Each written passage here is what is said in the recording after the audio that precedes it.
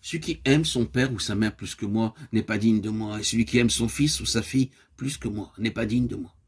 Celui qui ne prend pas sa croix et ne me suit pas n'est pas digne de moi. Matthieu 10, 37, 38.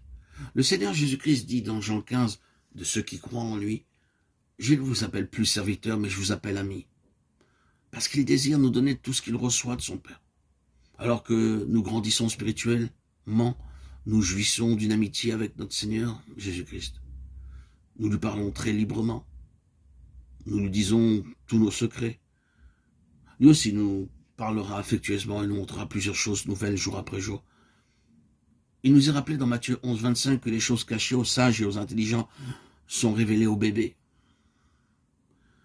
Dieu a apparu 10 fois à Abraham dans une période de 40 ans. À chaque apparition, il révèle un nouveau secret de l'amitié divine.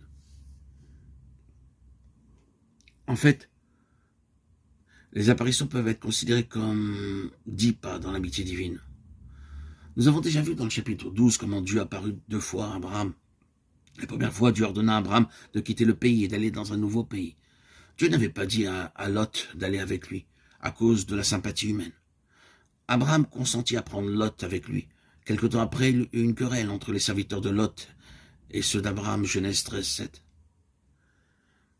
Les affections humaines conduisent toujours à la lutte et nous devons nous souvenir que toute affection doit être sanctifiée par le Seigneur Jésus, que ce soit l'affection pour le mari, la femme, les enfants, les parents, les frères, les sœurs ou la famille.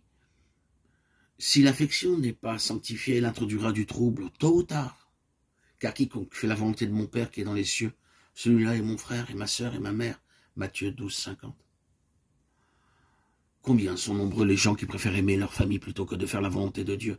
Ils pensent, comment pouvons-nous quitter un tel? Comment pouvons-nous blesser un tel? Mais ils blessent le Saint-Esprit en agissant contre la volonté de Dieu. Il est assez clair que Lot n'avait aucun désir pour les choses célestes, puisque lorsqu'Abraham lui demanda de choisir le pays s'étendant devant lui, Lot choisit un bon pays proche de Sodome et de Gomorrhe. Lot demeura dans les cités de la plaine et planta sa tente en face de Sodome. Lot connaissait la condition de Sodome et de Gomorrhe. Ce n'était pas un secret, les villes étaient réputées pour leur méchanceté. Abraham dit à Lot, si tu vas à gauche, j'irai à droite. Si tu vas à droite, j'irai à gauche. Lot choisit un lieu proche de Sodome et de Gomorrhe. Il fut attiré par la fertilité du pays. Il a pu penser, je ne suis pas dans Sodome ni dans Gomorrhe, je vivrai à l'extérieur. Mais dans le chapitre 19, verset 1, il a été dans Sodome. En ces jours, les anciens jugeaient aux portes de la ville. Bientôt, il fut un ancien de cette ville. Il essaya certainement de vivre à l'extérieur de la ville. Il pensa que peut-être il pouvait faire du bien lorsque les hommes de Sodome et de Gomorrhe lui demandèrent de devenir ancien.